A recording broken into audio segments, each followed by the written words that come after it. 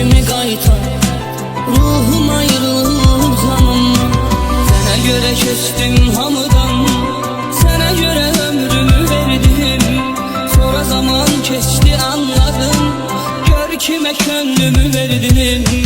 Nə olar xətrimə dəymə, qoy ölüm öldüyüm yerdə. Eylən qəddimə əymə, qoy ölüm öldüyüm yerdə. Nə olar xətrimə dəymə, qoy ölüm öldüyüm yerdə. Eylən qəddimi əymə, qoy ölüm öldüyüm yerdə.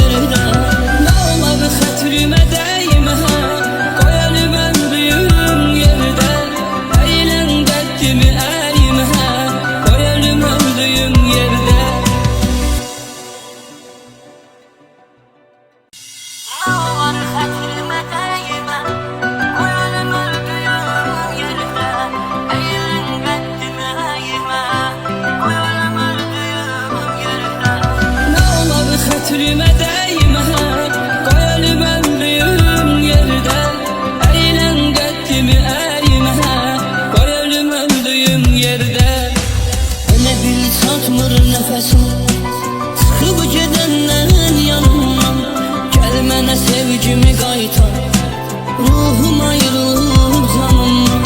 Sənə görə keçdim hamıdan, sənə görə ömrümü verdim. Sonra zaman keçti anladım, gör kimə könlümü verdim. Nə olar xətrimə dəymə, qoy ölüm öldüyüm yerdə. Eylən qəddimi əymə, qoy ölüm öldüyüm yerdə. Nə olar xətrimə dəymə, qoy ölüm öldüyüm yerdə. Eylən qəddimi əymə, qoy ölüm öldüyüm yerdə.